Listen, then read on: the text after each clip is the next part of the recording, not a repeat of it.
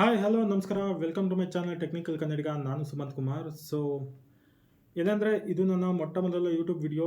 ನೀವು ಯಾರಾದರೂ ನೋಡ್ತಾ ಇದ್ದರೆ ಮೋಸ್ಟ್ಲಿ ನೀವು ಫಸ್ಟ್ ಟೈಮ್ ನನ್ನ ಚಾನಲ್ಗೆ ಬಂದು ವಿಡಿಯೋ ನೋಡ್ತಾ ಇದ್ದೀರಾ ಅಂತ.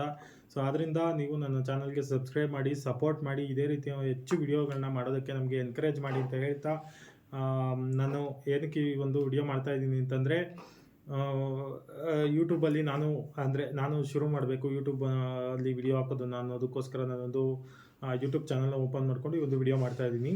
ಮುಂದೆ ಇದ್ರ ಬಗ್ಗೆ ನಾನು ಸಾಕಷ್ಟು ಮಾತಾಡ್ತೀನಿ. ನಾನು ಒಂದು ಡೆಡಿಕೇಟೆಡ್ ಏನಂದರೆ ಯೂಟ್ಯೂಬ್ ವಿಡಿಯೋ ಹಾಕಿ ನಾನು ನಿಮಗೆ ಹೇಳ್ತೀನಿ ಏನಕ್ಕೆ ಅಂತ. ಸೊ ಈ ಒಂದು ವಿಡಿಯೋ ಫಸ್ಟ್ ವಿಡಿಯೋ ನಾನು ಮಾಡ್ತಾ ಇರೋದು ಡೇಟಾ ಟೈಪ್ಸ್ ಬಗ್ಗೆ. ಯಾಕೆಂದರೆ ನಾನು ಪ್ರೋಗ್ರಾಮಿಂಗ್ ಲ್ಯಾಂಗ್ವೇಜ್ ಕಲಿಯೋದಕ್ಕೆ ಅಥವಾ ನನ್ನ ಡಿಗ್ರಿಯಲ್ಲಿ ನಾನು ಶುರು ಮಾಡಿದಾಗ ನಾನು ಫಸ್ಟ್ ಕ್ಲಾಸ್ ಅಟೆಂಡ್ ಆಗಿದ್ದು ಕರೆಕ್ಟಾಗಿ ಡೇಟಾ ಟೈಪ್ಸ್ ಕ್ಲಾಸ್ಗೆ. ಸೊ ಅದರಿಂದ ನಾನು ಅದನ್ನು ನೆನಪಲ್ಲಿ ಇಟ್ಕೊಂಡು ನಾನು ನನ್ನ ಮೊದಲನೇ ವಿಡಿಯೋ ಕೂಡ ಅದರಿಂದನೇ ಶುರು ಮಾಡೋಣ ಅಂತ ಈ ಒಂದು ಡೇಟಾ ಟೈಪ್ಸ್ ಬಗ್ಗೆ ವಿಡಿಯೋ ಮಾಡ್ತಾ ಇದ್ದೀನಿ. ಈ ಒಂದು ವಿಡಿಯೋದಲ್ಲಿ ನಾನು ನಿಮಗೆ ಡೇಟಾ ಟೈಪ್ಸ್ ಅಂದರೆ ಏನು, ಪ್ರೋಗ್ರಾಮಿಂಗ್ ಲ್ಯಾಂಗ್ವೇಜಲ್ಲಿ ಡೇಟಾ ಟೈಪ್ಸ್ನ ಯಾವುದಕ್ಕೆ ಯೂಸ್ ಮಾಡ್ತೀವಿ ನಾವು, ಮತ್ತು ಡೇಟಾ ಟೈಪ್ಸಲ್ಲಿ ಯಾವ್ಯಾವ ಥರ ಇದೆ, ಮತ್ತು ಇದು ಏನಕ್ಕೆ ಇಂಪಾರ್ಟೆಂಟು ನಮ್ಮ ಪ್ರೋಗ್ರಾಮಿಂಗ್ ಲ್ಯಾಂಗ್ವೇಜಲ್ಲಿ ಅನ್ನೋದನ್ನು ನಾನು ನಿಮಗೆ ಎಕ್ಸ್ಪ್ಲೇನ್ ಮಾಡ್ತೀನಿ. ಸೊ ಅದಕ್ಕೆ ಮುಂಚೆ ನೀವು ನನ್ನ ಚಾನಲ್ನ ಸಬ್ಸ್ಕ್ರೈಬ್ ಮಾಡ್ಕೊಳ್ಳಿ ಅಂತ ಮತ್ತೆ ಹೇಳ್ತಾ ಇದ್ದೀನಿ. ಸೊ ಇನ್ಯಾಕೆ ಥರ ಈ ಒಂದು ವಿಡಿಯೋನ ಶುರು ಮಾಡೋಣ. Let's get in. ಕನ್ನಡಿಗಾಂತರಲೇ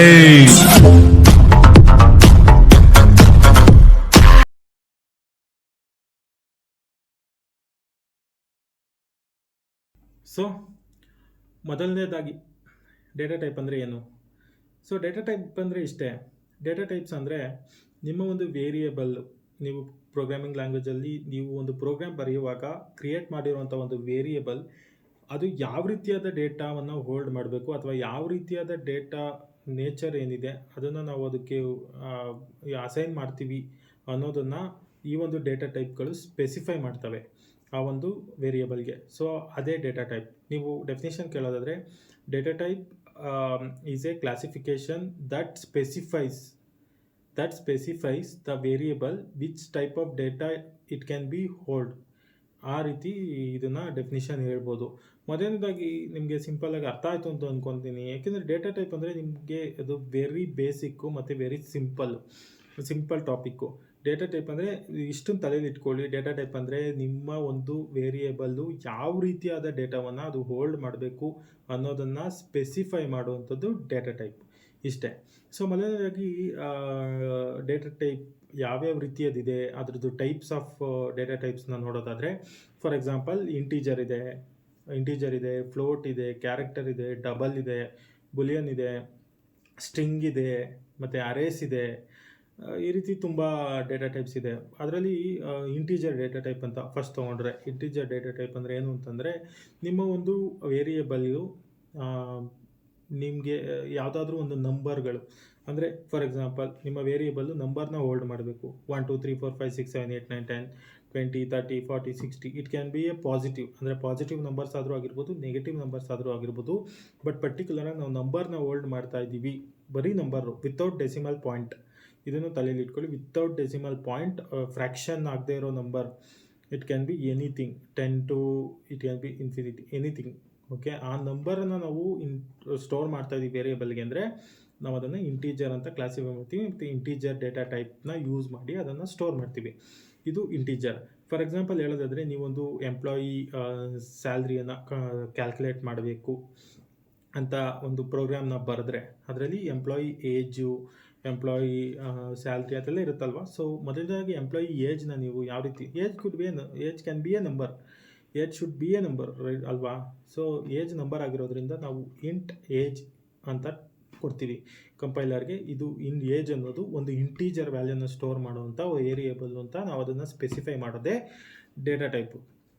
ಸೊ ಎರಡನೇದಾಗಿ ಕ್ಯಾರ್ ಡೇಟಾ ಟೈಪ್. ಏನಿದು ಕ್ಯಾರ್ ಡೇಟಾ ಟೈಪ್ ಅಂದರೆ, ಈ ಒಂದು ಡೇಟಾ ಟೈಪಲ್ಲಿ ನಾವು ಎನಿ ಕ್ಯಾರೆಕ್ಟರ್ಸು, ಸಿಂಗಲ್ ಕ್ಯಾರೆಕ್ಟರ್ಸು ಅಥವಾ ಒಂದು ಸಿಂಬಲ್ಸ್ ಆಗಿರ್ಬೋದು, ಡಿಜಿಟ್ಸ್ ಆಗಿರ್ಬೋದು, ಇದನ್ನು ಸ್ಟೋರ್ ಮಾಡೋದಕ್ಕೆ ನಾವು ಯೂಸ್ ಮಾಡುವಂಥದ್ದು character data type. For example, ಏನೋ ಬರೀ ಒಂದು ಸಿಂಗಲ್ ಕ್ಯಾರೆಕ್ಟರ್ಸ್ ಅಷ್ಟೇ, ನೀವು ಇದು ಸ್ಟ್ರಿಂಗ್ ಅಲ್ಲ.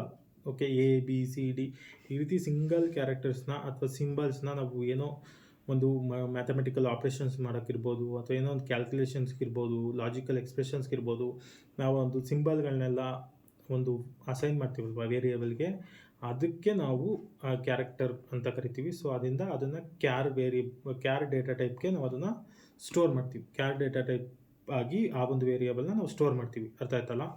ಸೊ ಮೂರನೇದಾಗಿ ಬಂದರೆ ಫ್ಲೋಟ್ ಅಂತಂದರೆ ಏನು ಅಂದರೆ, ನಾನು ಆಗಲೇ ಹೇಳಿದೆ ನಿಮಗೆ, ಇಂಟೀಜರಲ್ಲಿ ಬರೀ ನಂಬರ್ಸ್, ಫ್ರ್ಯಾಕ್ಷನ್ ಆಗದೆ ಇರೋ ನಂಬರ್ಸ್ ಇರುತ್ತೆ. ಫಾರ್ ಎಕ್ಸಾಂಪಲ್ 10, 20, 30 ಅದು ಇಂಟೀಜರಿಗೆ ಬರುತ್ತೆ. ಫ್ಲೋಟಲ್ಲಿ ಏನಾಗುತ್ತೆ ಅಂದರೆ 10.5, 10.6, 11.7 ಈ ರೀತಿ. It can B positive and negative again. ಅದೇ ರೀತಿ ನೆಗೆಟಿವ್ ಆದರೂ ಆಗಿರ್ಬೋದು, ಪಾಸಿಟಿವ್ ಆದರೂ ಆಗಿರ್ಬೋದು. ಬಟ್ ಫ್ರ್ಯಾಕ್ಷನ್ ನಂಬರ್ ಏನಿರುತ್ತೆ ಅದನ್ನು ಸ್ಟೋರ್ ಮಾಡೋದಕ್ಕೆ ನಾವು ಇದನ್ನು ಫ್ಲೋಟನ್ನು ಯೂಸ್ ಮಾಡ್ತೀವಿ. ಸಾಮಾನ್ಯವಾಗಿ ನೀವು ನೋಡ್ಬೋದು, ಫಾರ್ ಎಕ್ಸಾಂಪಲ್ ನಿಮಗೆ ಮತ್ತದೇ ಎಂಪ್ಲಾಯಿ ಪ್ರೋಗ್ರಾಮ್ ಹೇಳೋದಾದರೆ, ನೀವು ಎಂಪ್ಲಾಯೀಸ್ ಸ್ಯಾಲ್ರಿಯಲ್ಲಿ ನೀವು ಫಾರ್ ಎಕ್ಸಾಂಪಲ್ 30,000.65 ಪೈಸಾ ಇದನ್ನು ಹೆಂಗೆ ಪಾಸ್ ಮಾಡ್ತೀರ ಅಂದರೆ ಫ್ಲೋಟಲ್ಲಿ ಪಾಸ್ ಮಾಡಬೇಕಾಗತ್ತೆ. ಫ್ಲೋಟ್ ಡೇಟಾ ಟೈಪ್ನ ಯೂಸ್ ಮಾಡಿ ಆ ಎಂಪ್ಲಾಯೀಸ್ ಸ್ಯಾಲ್ರಿ ವೇರಿಯೇಬಲ್ನ ನಾವು ಸ್ಟೋರ್ ಮಾಡ್ಬೋದು. ಅದು ಆಗ ನಮಗೆ ಕಂಪ್ಲೀಟ್ ಈಗೇನಿದೆ 30,500.65 ಪೈಸಾ ಅನ್ನೋದು ಪೂರ್ತಿ ನಮಗೆ ಅದು ಹಿಡಿದಿಟ್ಕೊಳುತ್ತೆ. So next double. ಏನಂದರೆ ಡಬಲ್ಲು ಮತ್ತು ಫ್ಲೋಟು ಎರಡೂ ಒಂದೇ ಆಯಿತಾ. ಸೊ ಡಬಲಲ್ಲಿ ಏನಾಗುತ್ತೆ ಅಂತಂದರೆ ನಿಮಗೆ ಪ್ರಿಸಿಷನ್ ಮೋರ್ ಇಂಪಾರ್ಟೆಂಟ್ ಆಗಿರುತ್ತೆ. ಫಾರ್ ಎಕ್ಸಾಂಪಲ್ ನಿಮಗೆ ಈಗ 3.145789 ತುಂಬ ಜಾಸ್ತಿ ಡೆಸಿಮಲ್ ಪಾಯಿಂಟ್ಸ್ ಇದ್ದಾಗ ನಾವು ಅದನ್ನು ಡಬಲಲ್ಲಿ ಸ್ಟೋರ್ ಮಾಡ್ಬೋದು. ಅದಕ್ಕೆ ನಾವು ಡಬಲ್ನ ಯೂಸ್ ಮಾಡ್ತೀವಿ. ನೆಕ್ಸ್ಟ್ ಬಂದರೆ ಸ್ಟ್ರಿಂಗು. ಏನಿದು ಸ್ಟ್ರಿಂಗ್ ಅಂದರೆ, ಆಗಲೇ ಹೇಳಿದೆ ಕ್ಯಾರೆಕ್ಟರಲ್ಲಿ ಸಿಂಗಲ್ ಕ್ಯಾರೆಕ್ಟರ್ಸ್ನ ಮಾತ್ರ ಕ್ಯಾರೆಕ್ಟರ್ ಹೋಲ್ಡ್ ಮಾಡುತ್ತೆ ಅಂತ. ಅದೇ ರೀತಿ ಸ್ಟ್ರಿಂಗ್ ಅಂತ ಬಂದಾಗ ಸ್ಟ್ರಿಂಗಲ್ಲಿ it can be a sequence of character. ಅಂದರೆ ಈಗ ಫಾರ್ ಎಕ್ಸಾಂಪಲ್ ನನ್ನ ನೇಮೇ ತೊಗೊಳ್ಳಿ, ನನ್ನ ಹೆಸರು ಸುಮಂತ್ ಅಂತ. ಸೊ ನಾನು ಸ್ಟ್ರಿಂಗ್ ವೇರಿಯೇಬಲಲ್ಲಿ ನನ್ನ ಕಂಪ್ಲೀಟ್ ಹೆಸರನ್ನು ನಾವು ಸ್ಟೋರ್ ಮಾಡ್ಬೋದು, ಪಾಸ್ ಮಾಡ್ಬೋದು, ಅಸೈನ್ ಮಾಡ್ಬೋದು. ಆ ರೀತಿ ನಾವು ಸ್ಟ್ರಿಂಗ್ ಡೇಟಾ ಟೈಪ್ನ ಯೂಸ್ ಮಾಡ್ತೀವಿ. ನಿಮ್ಗೆ ಅರ್ಥ ಆಗಿದೆ ಅಲ್ವಾ? ಸ್ಟ್ರಿಂಗು, ಕ್ಯಾರ್ಗೂ ಮತ್ತು ಫ್ಲೋಟ್ಗೂ ಡಬಲ್ಗೂ ಸ್ವಲ್ಪ ಡಿಫ್ರೆನ್ಸಸ್ ಇದೆ. ಸ್ವಲ್ಪ ಅಲ್ಲ, ಜಾಸ್ತಿನೇ ಡಿಫ್ರೆನ್ಸಸ್ ಇದೆ. ನೀವು ಪ್ರೋಗ್ರಾಮಿಂಗ್ ಮಾಡುವಾಗ ನಿಮಗೆ ಗೊತ್ತಾಗುತ್ತೆ ಇದಿಷ್ಟು. ಆದರೆ ಇನ್ನೂ ಒಂದಷ್ಟು ಎಕ್ಸಾಂಪಲ್ ಹೇಳೋದಾದರೆ, ಫಾರ್ ಎಕ್ಸಾಂಪಲ್ ಅರೆ ಕೂಡ ಒಂದು ಏನಂದರೆ ಲಿಸ್ಟ್ ಆಫ್